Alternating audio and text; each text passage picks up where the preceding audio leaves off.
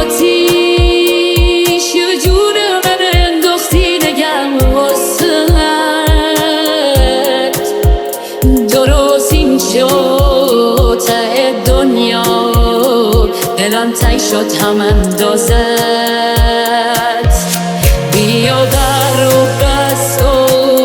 همه با هم میکنن جر و بس و یادت دفعه قبل و